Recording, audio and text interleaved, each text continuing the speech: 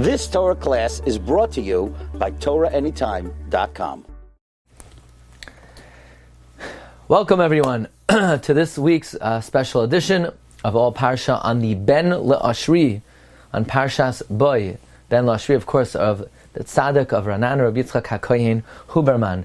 Today, B'siyata D'Shmaya, with the help of the Rebbeinu Shalom, we will endeavor to try to share 10 thoughts of the Ben Le'ashri on Parshas Boy. Number 1, the Ben Le'ashri writes on page Samach Zayin in his Sefer that the Zohar HaKadosh comments on the opening pasuk of this week's Parsha Boy al Paroi, Rabbi Yehuda Pasach. Rabbi Yehuda began expounding in the following way: Ashrei ha'am yoidei serua.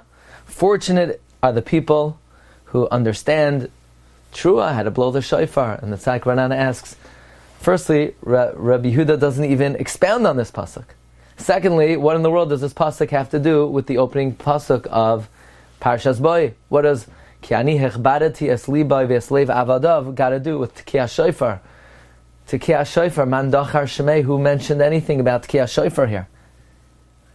Well, I thought, if I may, that there's an amazing remez of the Balei HaTosfos on this pasuk of Rabbi Elazar of Garmaiza. It's actually cited by the Ben Le'ashri earlier on in his Sefer on page Samach Vav, that the Rashi Tevois of this pasuk, Es libai v'yeslev, ki ani hechbadati, I hardened, Es libai, his heart, v'yeslev is Rashi Tevois Elul. This is one of the early ramazim to the month of Elul, one of the earliest in the Torah. So since the month of Elul is marumaz in this pasuk, where during Elul we cannot harden our heart, so therefore Rabbi Yehuda finds a connection to the concept that Klal Yisrael knows how to blow the shofar. After all, Minhag Yisrael is to blow the shofar in the month of Elul. However, the Tzaddik of Ranana explains what is the connection between this pasuk and Ashrei ha'am yodei serua. He says that Klal Yisrael has the good fortune that they know how to humble their hearts. They know how to remove the hardness of their hearts. While the nations of the world have kvedos halev, their hearts are hardened. They're not sensitive to see the hand of HaKadosh Baruch Hu. And therefore they need the makos, so to speak. Klal Yisrael has the ability to soften their heart through the learning of Musar, through having an acute awareness of the hand of Hashem in the world. So as a contrast to Paro and his nation's hardened heart, Rabbi Yehuda contrasts, fortunate are the people, Yoidei Serua, who know how to humble and break their hearts. Teruah, a lashon of teroyim b'shevet barzel, to break with a rod of iron. Okay, offering number 2.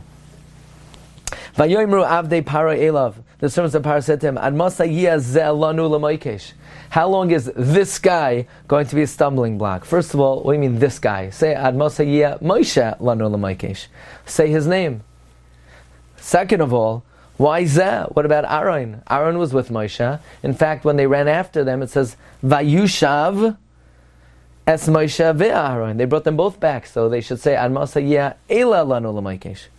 Well, says the Tzaddik of Ranana, there is an important gematria here, which is enabled by the word zeh. We know that in the Toichacha, in Parshas Kisavai, there are 98 curses. Tzadik ches klalos in the Toichacha. The numerical value of zeh lanu, this one for us, is 98. The mitzvah we're saying, Ad masa yeh zeh lanu l'moikesh. How long are you going to let this fester for? What do you want? You want us to get 98 makos? 10 is more than enough. Otherwise, who knows how many there are going to be. So the gematria of zeh lanu is 98. The mitzvah we're saying, let them go. Otherwise, we don't know how large the count will get. Okay. Vayomer Hashem al Moshe, netei yodcha al eretz Mitzrayim ba'arba. Hashem says to Moshe, stretch out your hand on the land of Egypt, ba'arba. What do you mean ba'arba? Stretch out your hand in the arba. That's a unusual word or expression. Netei yodcha al eretz Mitzrayim ba'arba, in the arba. Well, the Chida brings in the Sefer Pnei David that the reason why the Jewish people left Egypt after 210 years, and we mentioned this last week in the Balaturim Shiur on Parshas Va'era, is that Yitzchak's name originally was Yitzchak Yud, Sin, Ches Kuf. And he gave up the Sin, 300, and he exchanged it for a Tzadi, which is 90. And the difference being 210, and in that merit the Jewish people left Egypt after 210 years. So in the merit of Yitzchak, we left after 210. So Paro is saying to Moshe, Moshe, you got to stick around here 400 years, 430 years. You can't leave after 210. So Moshe is saying, no, Paro, Ba'arbe. Ba'arbe is numerically valued at 210. We're allowed to leave after 210. In the merit of Yitzchak, who gave up the sin from his name in exchange for a tzadi. In fact, the gematria of Arbe, without the base, is Yitzchak, 208. So Moshe was signaling to Parai, Ba'arbe, this is why we're leaving after 210, in the merit of Yitzchak Avinu. Now, the Ben La'ashri has a very interesting ha'ara, namely, in Parak Yud, Pasuk Yud Beis Yud Gimel, Hashem says to Moshe, stretch out your hand over Egypt. Vayet Moshe smateo. Moshe stretches his stick. Wait a second, God said stretch out your hand. Why is Moshe stretching out his stick? And then earlier by Barad, also Hashem says to Moshe, stretch out your hand. What does Moshe do? He stretches out his stick. By Makas Choshech, Hashem says to Moshe, stretch out your hand. There he does stretch out his hand. Why is Moshe sometimes deviating from what Hashem commanded him? If I may, a possible answer to this is found in the Sefer Beis Elokim of the Mabit Rav Moshe Mitrani in the Shar HaYisodos Perek Chav Gimel. That when Hashem spoke to Moshe and he says, Hamata hazeh tikach biyadecha, this staff should be in your hand, what he was saying is, you have full discretion to do whatever you want with it. You could stretch out your hand and leave it in your other hand. You could stretch out the stick. You could put the stick on the floor. You could motion with the stick. In other words, the stick is yours to do whatever you want. Whatever you do is good. That is why the Beis Elokim writes, specifically by the Makos, when Moshe seemed to have deviated from what Hashem commanded, the pasuk says, Vayasu Kain, they did exactly what Hashem says, to indicate that whatever they did, it was exactly as Hashem said.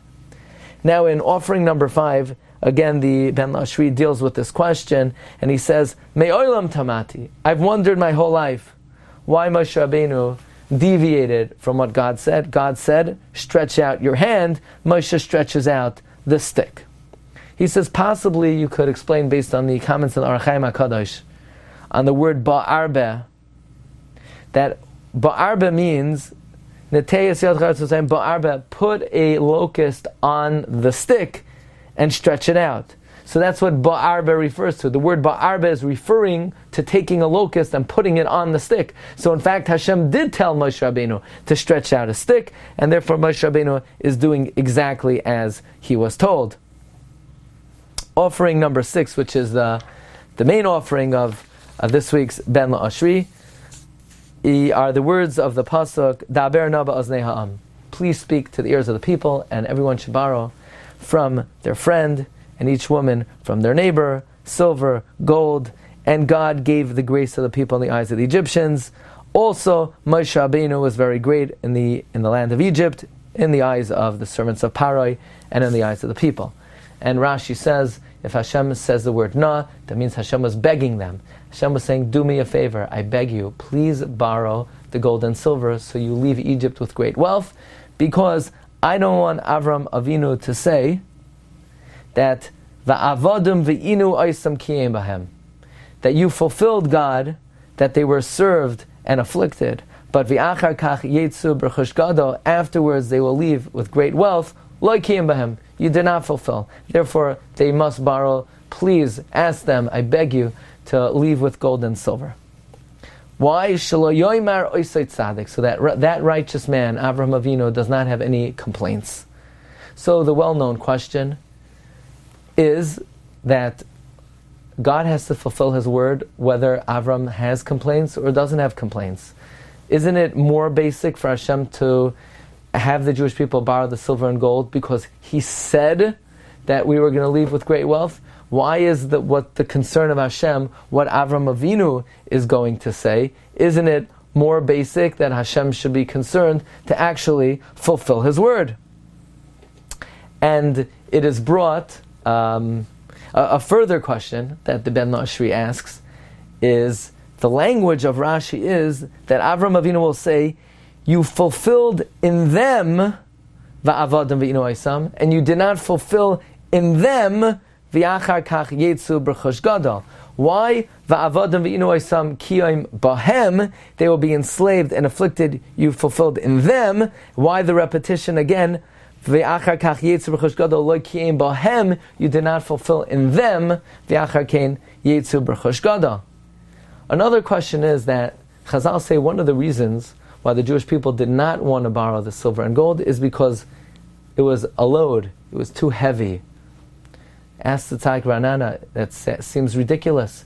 Somebody is given great wealth, nobody's going to complain that it's too heavy to lug around. What do Chazal mean that it was too heavy of a load? Now, most of this approach is already found in the Gra, in the Imrei Noam and Masechta Brachos. There is one Nakuda that is unique and novel to the approach of the Tzaddik Ranana. And as the Tzaddik Ranana says, when we left Egypt, we were not fully freed because the Egyptians continued to run after us, and this was not a grand finale until we went to the Yam Suf, and the Egyptians followed us into the Yam Suf, and the sea split, and they were drowned. In other words, even though we were leaving Egypt with great wealth, we could have come right back. They could have retrieved us. They could have killed us, chas v'shalom. So this thing was not over until it was over, until the Yam.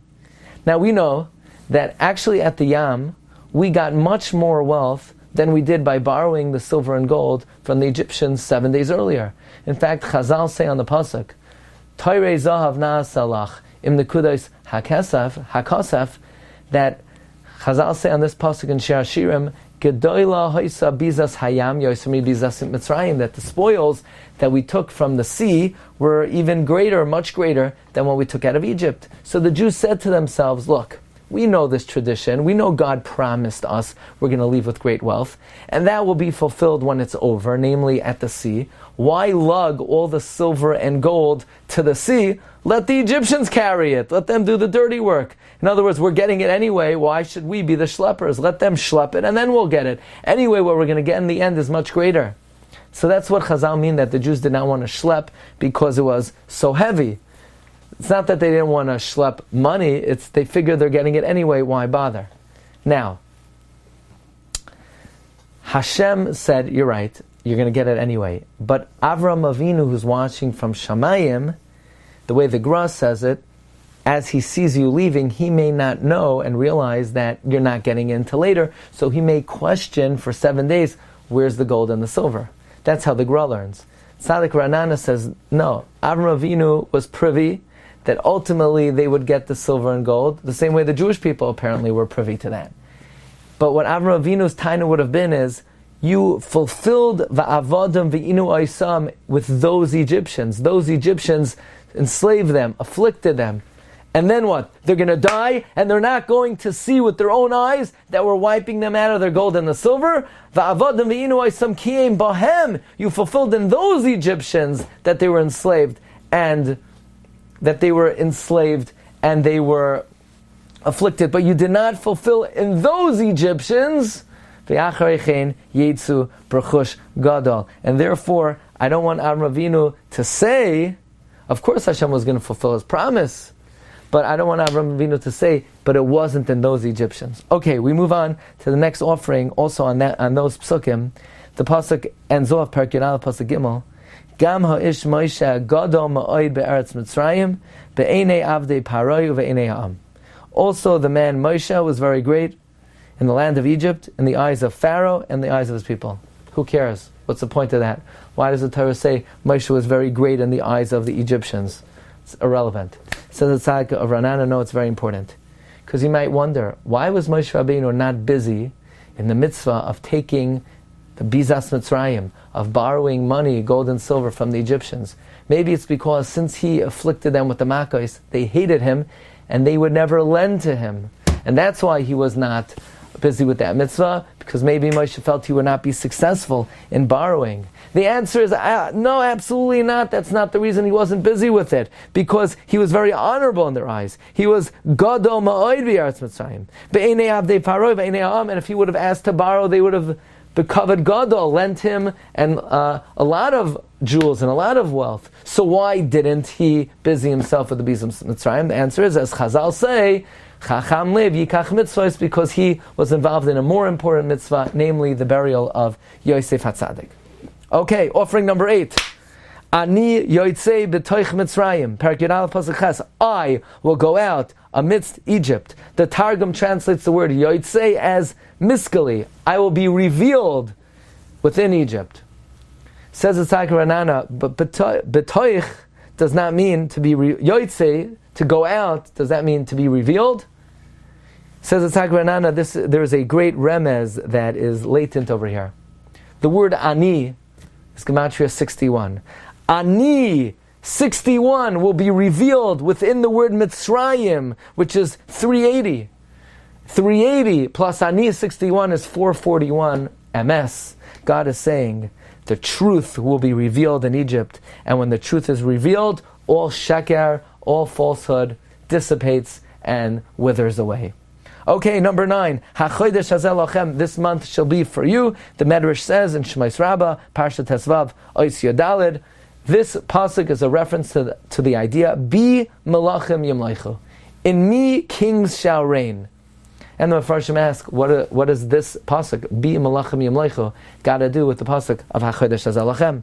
Says the Tzaddik Ranana, it could be explained based on the teaching of the Baal Shem Tov HaKadosh.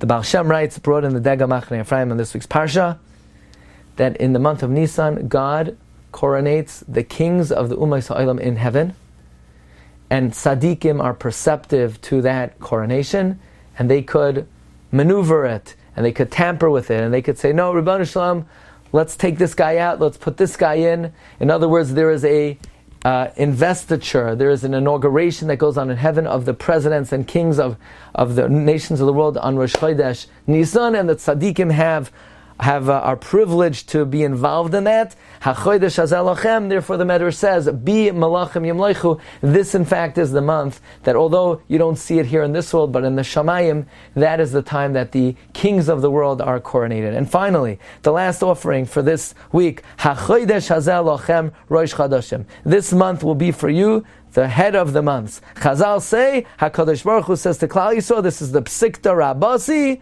Parshas HaChodesh Ois Yud Zayin, my children, I will renew the Geula to you at this time. Where is there any remez or allusion or hint to the coming of the Geula in this pasuk, HaChodesh Hazel Lachem? Says the Tzaddik of Ranana, amazingly, the Gematria of HaChodesh Hazel Lachem. HaChodesh is 317, Hazeh 17, Lachem 90, Gematria 424, which is the Gematria of Mashiach ben David. Mashiach ben David 424. HaChodesh Hazel Lachem, Mashiach ben David, Gematria 424, Mashiach ben David. The Soifei Tevois of HaChodesh Hazeh Lachem is Moshe, as the Arizal teaches us, brought in the Arachaim HaKadosh in Parshas Vayechi, that the Mashiach will be none other than Moshe himself. Moshe is Rosh Tevois, Ma Shahaya Hu Sheyeh, that which was. Moshe was the Goyal Harishon. He was the first Redeemer. He will be the future Redeemer. HaChodesh Hazel Lachem, Gematria Mashiach ben David. We should be zoiche to see it. B'mheira v'yameinu. Amen. Wishing everyone Agun Shabbos. You've just experienced another Torah class brought to you by TorahAnytime.com.